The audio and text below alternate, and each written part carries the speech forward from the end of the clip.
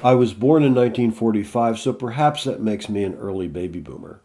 Since childhood, I've always loved making art. I remember as a kid when my mother would have friends over, I'd be in the back building things, painting, and drawing, and I'd run out and show what I had done, and she'd gush, "Oh, that's so wonderful." Her encouragement may have come in part because she was a pretty good artist herself. I probably inherited my painting skills from her. Since the 1980s, I've made my living as a painter. But I've also made money building and selling boat models. People often ask, how can you part with them? And I say, oh, I've already had my fun.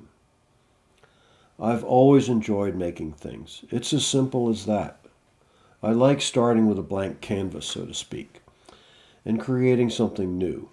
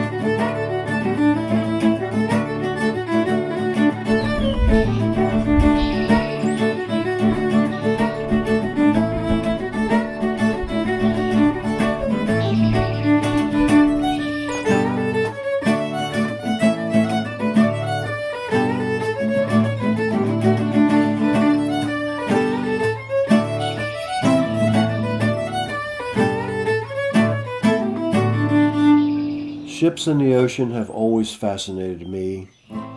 I appreciate the beauty of boat design and craftsmanship even in a simple skiff. I also love the stark beauty of the marshlands and the docks and warehouses of a working waterfront. Some people have said there's a sadness to my work. To some extent that might be true, but I feel it's more a recognition and respect for the lives of those whose livelihoods have waned under the relentless pressure of development. As our marine heritage slowly fades due to the forces of progress, I see my work as a way to preserve what used to be, and for those who remember fondly, and for those who may not know what life was like only a few short decades ago. Since 1989, my home has been in Lewis, Delaware's oldest town. Lewis was settled by the Dutch in the 1630s. It is now a small resort town where the Delaware River and the Atlantic Ocean meet. But until the mid-1960s, Lewis was, for almost a century, a major fishing port for the Menhaden fleet. Lewis is still truly a small town. Everybody knows everybody. My home and studio are in a house built in 1820. It was moved twice before ending up in town. Today, estuaries and coastal marshes surround the area, bordered on the east by Cape Henlopen State Park, and to the north by the Prime Hook and Bombay Hook wildlife refuges. There is natural beauty in every direction. It's an inspiring place to live and work. When I was 18, I had to decide whether to go to art school or regular college. My parents had lived through the Depression and World War II, and their view, understandably, was that art as a hobby was fine. But I needed to be able to get a real job, and college was the only way. Fortunately, I was accepted at Franklin and Marshall College in Lancaster, Pennsylvania, and graduated in 1967. After college, I spent 4 years in the Air Force, and then worked in store design and advertising production. In 1989, I returned to marine painting, and have supported myself that way ever since. I don't approach every painting the same way. Sometimes I paint from pure imagination. Other times, my paintings are composed from scenes I've photographed at different times and places during fieldwork. When I find an appealing subject, as a first step in developing my composition, I photograph it from many angles. Later, I crop and refine the images and tape several of them up over my easel. It's almost always necessary to move elements around to make a more effective composition. Occasionally, I even use my ship models to help visualize how a boat would look from a different angle. Light pencil sketches define the final composition, with occasional erasures and redraws. Although I work in acrylics, I use oil techniques. I like to see paint strokes and texture, and I love the look of canvas. While painting, the work often takes on a life of its own, and although I think I know where it's going, I'm often surprised. Sketching and drafting an image on canvas, underpainting it, anything mechanical, is not difficult for me. It may be time-consuming, but it proceeds apace. I believe the real challenge is working out the composition. That's what makes the difference between a good painting and a great one. I take time picking my subjects. If I have a weak concept, I abandon it, and that can be frustrating because time is my most valuable commodity. When you're self-employed like I am, time is very precious. It's something you can never get back. As an artist, I notice when things aren't right. I may have to move something or change a color or darken it. There are many techniques artists use to reach their goals. I paint on canvas glued to plywood panels, so I can crop an image even after it's painted. I use tight bond glue, which I also use for building ship models. I'll spread the glue on a panel using a taping knife or my hands, and then smooth it out to an even layer to eliminate depressions and bubbles. Once the glue is applied, I drape a piece of canvas on the panel with the tooth running straight with the length of the board. Then I start in the center and spread out to the edges in all directions. If some glue bleeds out, that's okay. It will be cut away. When I'm finished, there's no give at all. When you paint with acrylics like I do, you may start with a big blob of paint that you smear on canvas, but the next day you come back and it is flattened right out, since acrylic paints are mostly water. With oil, the paint doesn't shrink very much, and the color doesn't shift. But with acrylic, when it's wet, it's lighter, and when it dries, the medium becomes clearer, and the color darkens a bit. So if you have to repair or touch up, you have to back calculate what the color will be, and that's complicated. I find it's better to overpaint my lines a bit than to have to come back and patch in, because then I don't have to contend with the color shifts.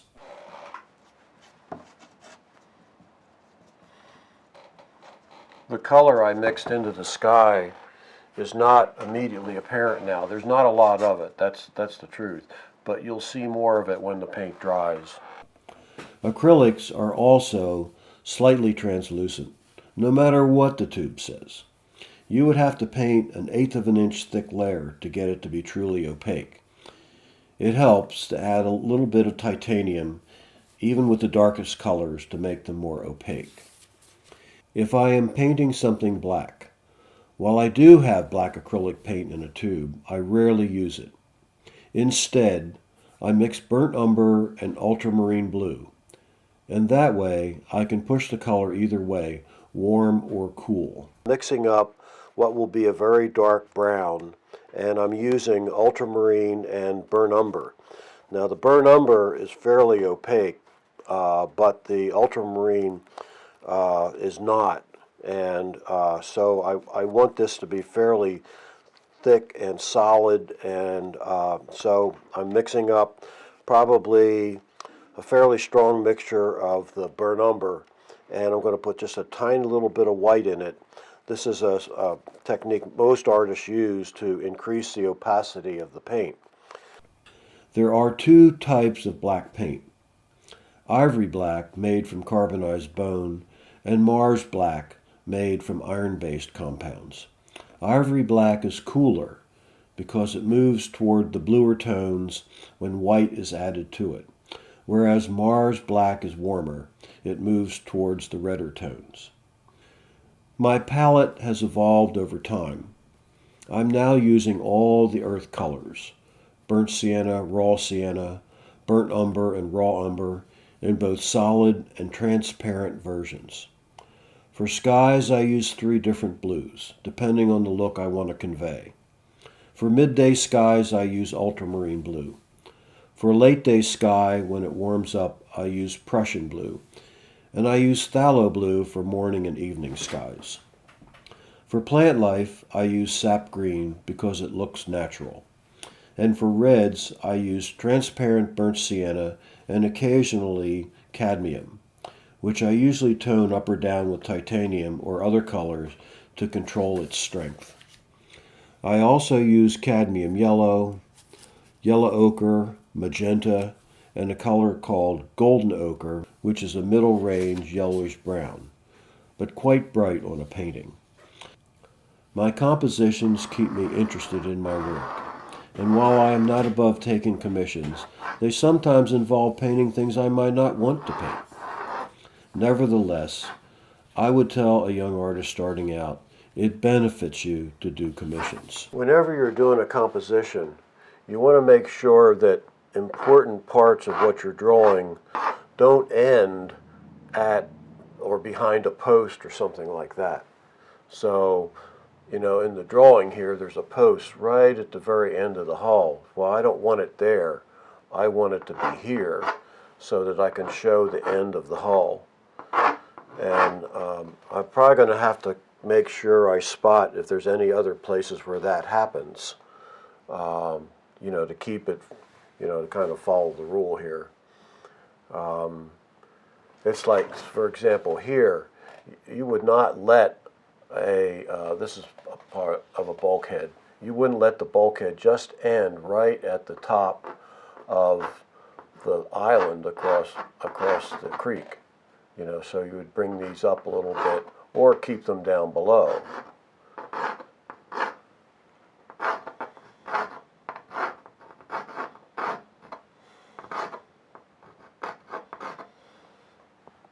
For the same reason, when you're drawing one in the distance, you don't want it to be exactly right there. You want to overlap it a little bit.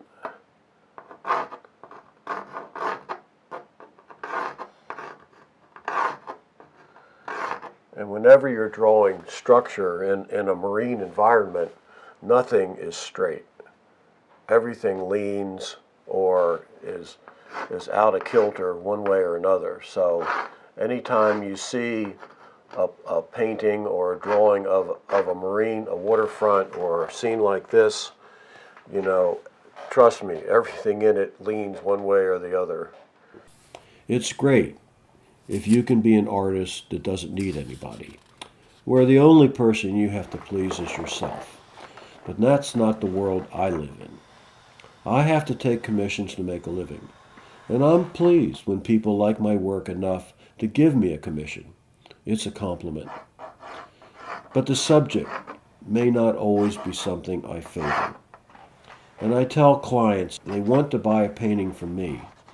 It's better to buy something I've already painted, because that's something I loved painting. And I think that shows up in the work. With commissions, while I always do the best I can for the client, it's not the same as painting a subject I've chosen. What I normally do with commissions is take 1/3 of the fee up front and then the rest when I deliver it. That way I get a nice check upon completion, and that maintains my motivation. I know how fortunate I am to make my living doing something that I like, that I'm good at, and that people are willing to pay for. Okay, I have enough of a drawing now to work from, and the next step is going to be to spray it with a workable fixative so that will preserve my drawing and I'll be able to paint right over it without any danger of losing the drawing. And the reason you have to think about that is if you watch, you know, oh, it's gone. So that's why I put a fixative on it.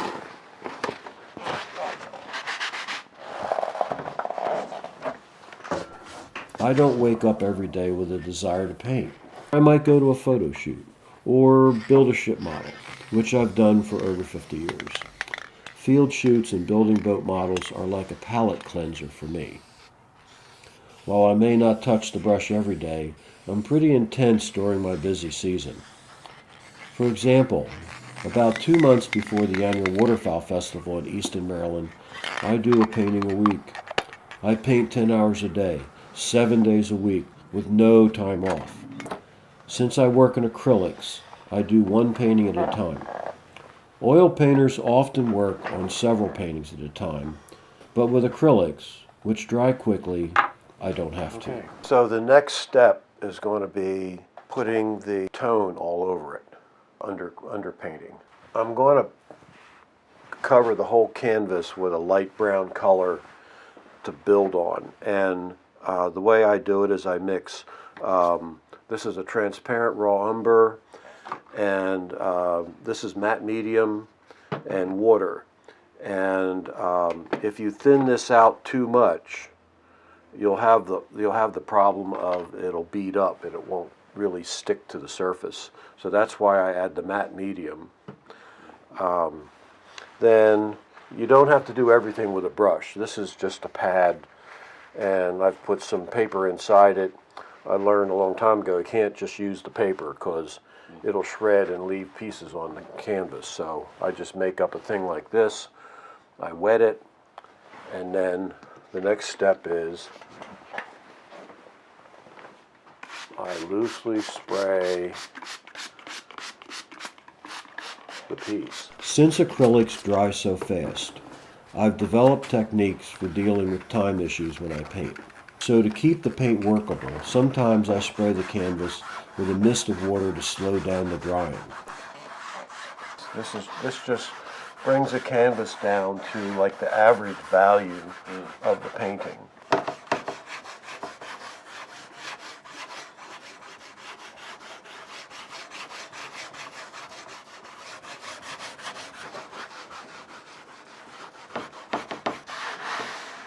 Okay, so the canvas is dry enough to work on. So the next thing I'm going to do is do a preliminary sketch of the way I want this to look.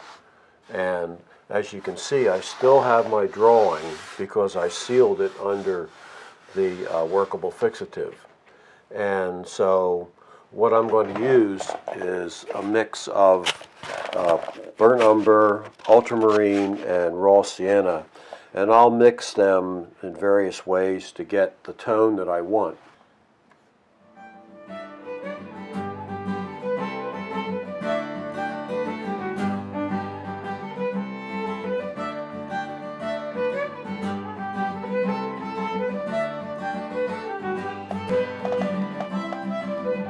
Now you might notice that in the painting and even in the finished painting,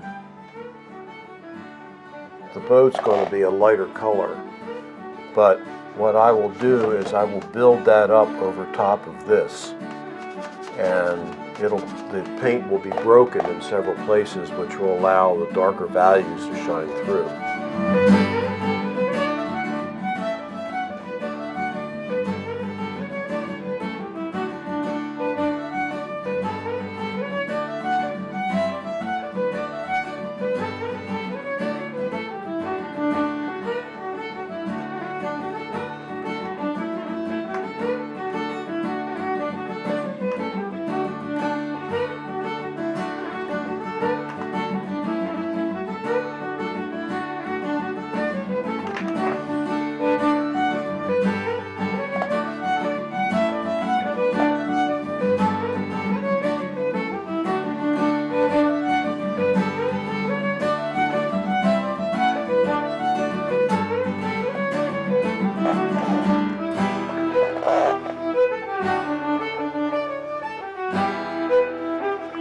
See, all I'm really doing here is reinforcing my original sketch.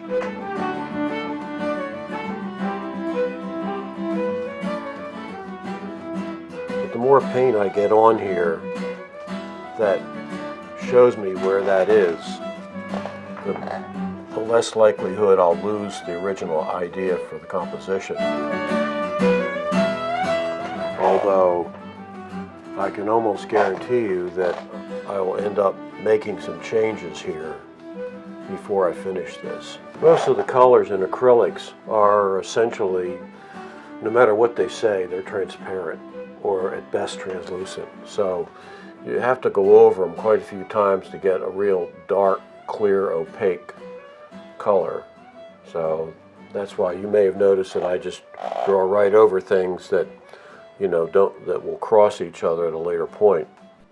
Okay, this is the point where I would stop and let the painting rest for a little bit. Just added some matte medium to the mixture to bring the color down a little more. I have one of the benefits of, you know, transparency with this stuff that makes it easier to, you know, see what you're doing and make changes and corrections and add a great deal of depth. Okay.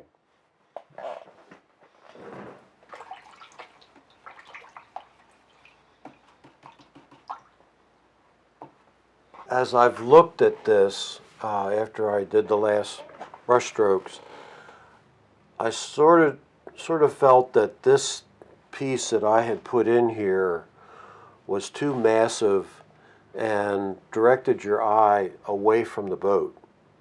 So what I'm going to do is change that and turn it more so that it gives you a little bit of a direction towards this boat. This is one of the beauties of acrylics, is this has dried and now I can draw on it with a white pencil and see my lines.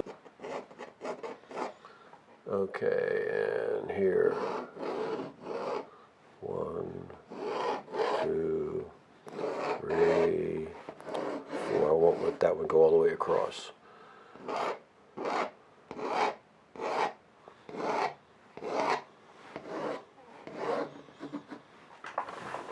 Okay.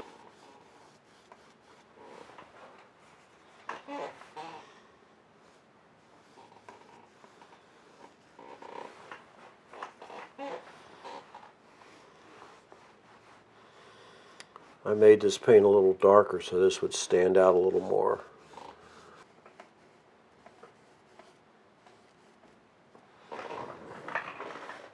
Okay, I think that makes a more interesting composition. So what I'm going to do now is put in the lighter colors of the sky and the water, and you may have noticed there's a couple little puddles here that add realism to the scene.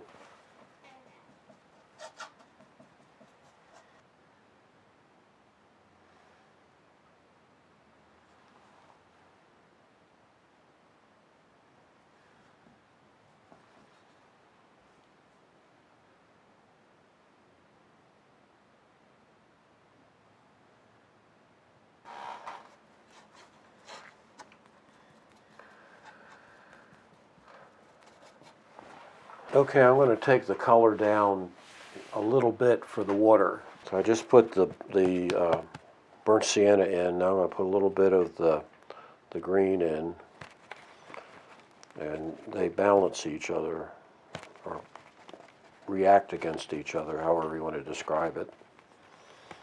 So now the water's just a tiny bit darker.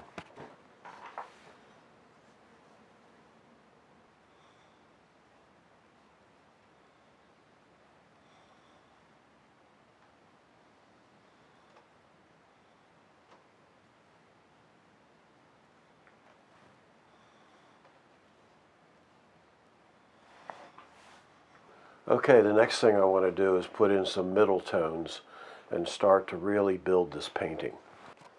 Okay, I've added some more burnt umber because I've pretty much burned up what I used there, and I've added a paint color called golden ochre that I like. It's very strong. It's just hard to explain. just has a lot of impact, and it's also very opaque, so I like that. So I'm going to start mixing my middle tones here, and that's kind of what we're talking about, and add a little white.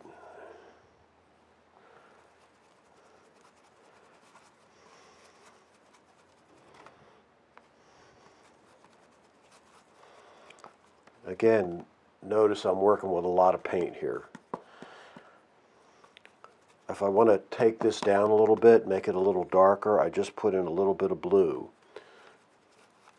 See, and it takes it to a gray. Okay, and this is for me a middle tone. Now, this is the middle of the process also.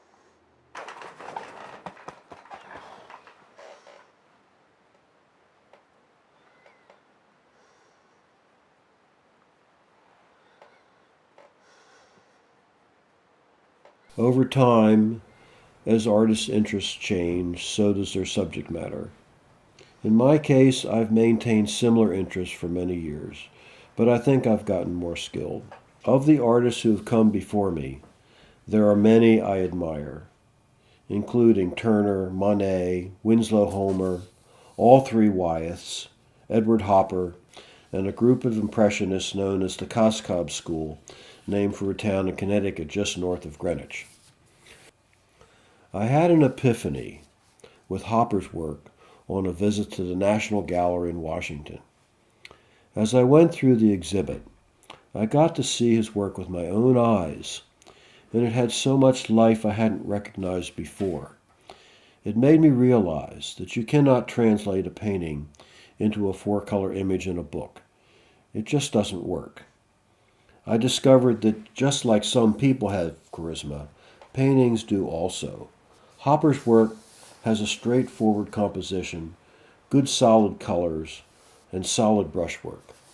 A lot of them are of Maine, in places I've been many times, and that appeals to me on a personal level.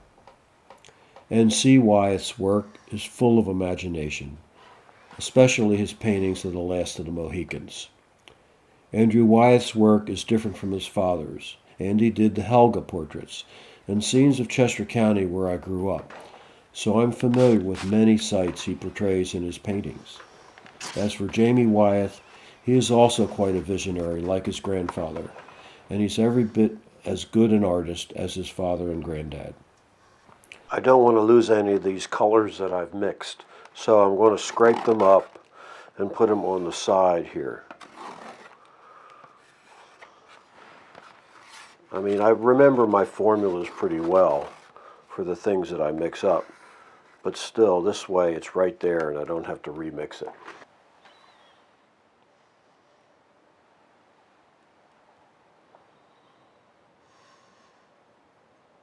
Okay, now I'm going to add a little transparent burnt sienna. This will give me the reds and the rust colors that I'm looking for on the hull of the boat.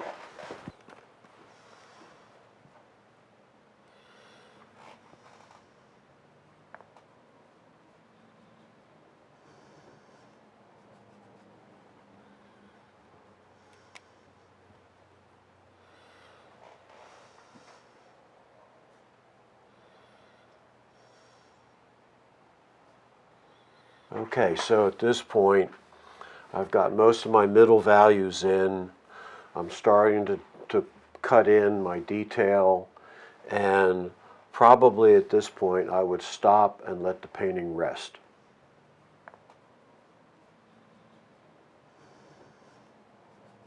There's still some areas that I want to finish and put in details, like for example, here, I want to show the reflection of this particular post, and there's some other areas where you're clearly going to have a reflection in the waters, these little puddles.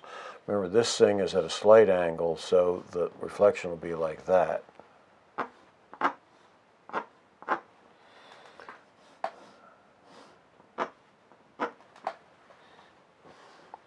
This is another advantage of painting in acrylics, because you can draw right over it with a pencil and at a later point just come back and erase it.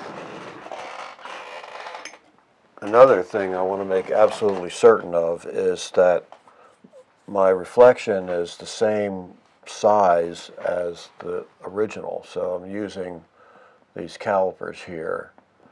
So see that? My reflection will stop there.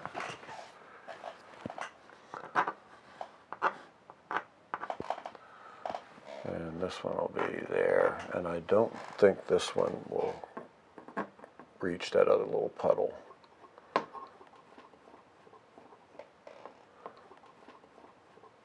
Oh, okay, it will. All right, now I found out where all my reflections are going to be.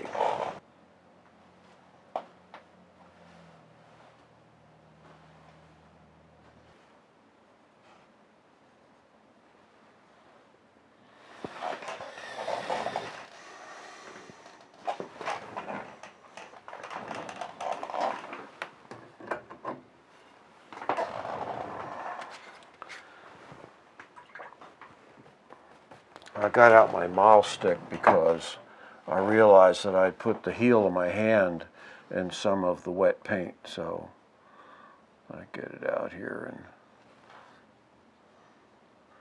keep my hand off of the thing I just painted. You don't have to use these a lot with acrylics. Usually, with a little bit of forethought, you can work from top to bottom or left to right and not end up putting your hand on top of something you just painted. But every once in a while, the way you're doing something just creates the problem. I found a lot of time when you're trying to paint behind something on a painting, if you stop at the object and then try to continue on the other side, it doesn't look natural.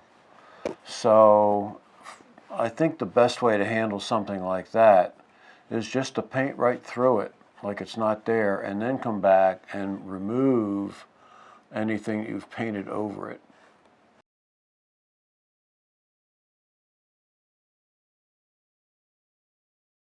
I've always had a little bit of a challenge trying to make credible ship's lines. Decided to use a stick and a string.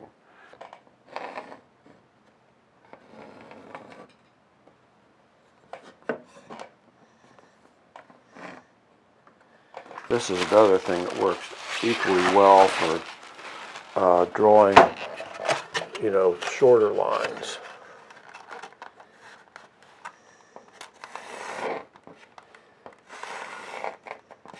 These very thin brushes with the long brush part work very well. I think I'm going to add a product that they call Flow Aid to this.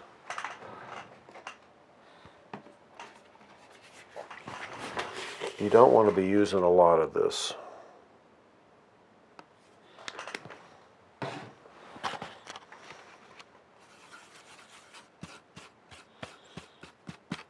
All right, that should help the paint flow out of the brush better. Now these lines, I probably should paint them dark here and then lighten them up a little bit when they come here, because otherwise you get in this area here and you won't be able to see them at all. The faster you do this, the more mistakes you make. So I have tried to force myself to slow down and just take my time.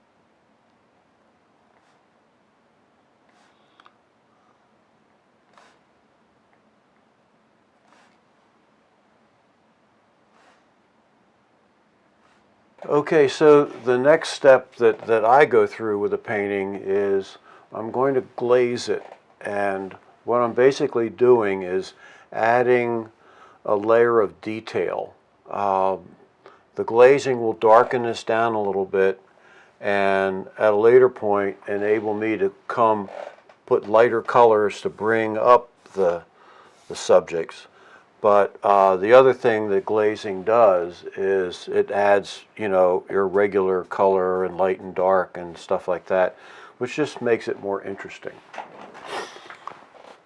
So this is my palette that I'm using for the glazing, and primarily I use, although they tell you not to do this, I use matte medium, but I do add a little bit of retarder that slows it down.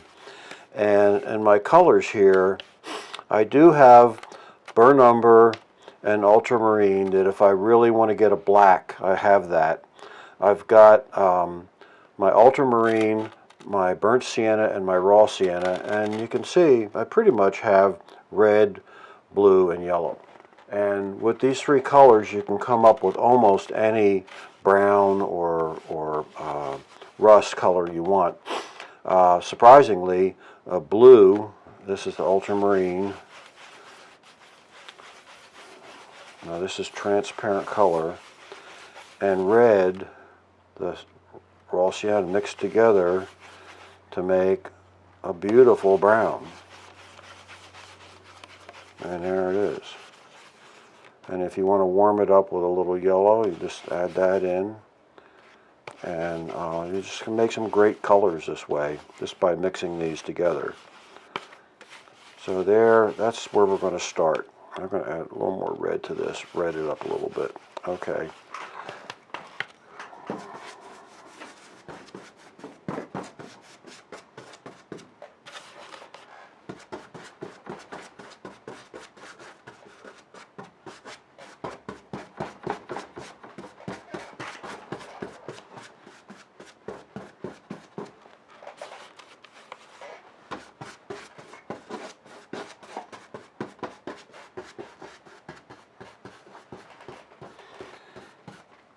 I'm being careful not to glaze the color of the reflected water. Now you may be wondering if I'm changing the color here, but this is a good place to see the difference.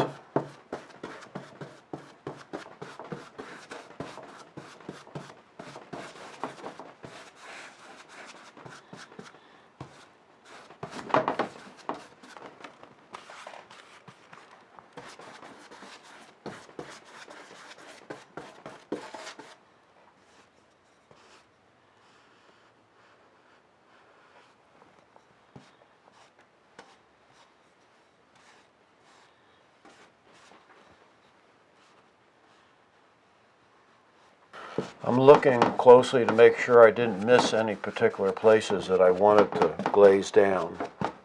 This particular step just takes the painting down and darkens it, and what I'll do next is start to build all the details. You know, I'll put graining on the pilings here. I'll probably add a seam or two to the boat, maybe a little more rust here, a little more color there. And on this particular piece of upside down deck, I'll probably start to just finish off the colors and the definitions of the ribs, and I'll probably put some grain on these pieces here. And this just gives me a base to start from. Okay, so I've worked a bit on this since we looked at it last, and I've made a lot of decisions. I had a little area of water here, and I had done the reflections of these boards from the bulkhead, and it didn't look right. So I just took it out and painted over it and restored the finish that I wanted to have here. Now, I would think you also notice that this area here has been detailed, and you know, there's several layers of painting work here that may not be immediately apparent. So the first thing that I did was I painted in a lighter color. I had glazed the whole area down dark again, and then I came back in and started to lighten it up. Now, the effect of all of that is just to give it more depth and detail and interest. I did a lot of detailing, scumbling and dry brush and just fine lines, and did, you know, detail work on the wood so that now it looks like old weathered wood. I've done a little bit of detail work on the boat. I have to get up and step back and look at the painting from a distance. And you often will see little things that can be improved.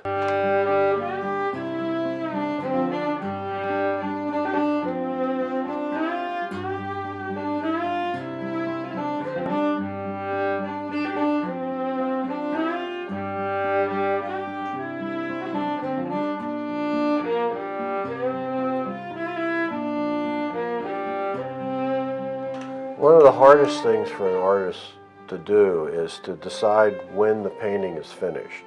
Should I add some clouds to the sky and darken it down a little bit at the top?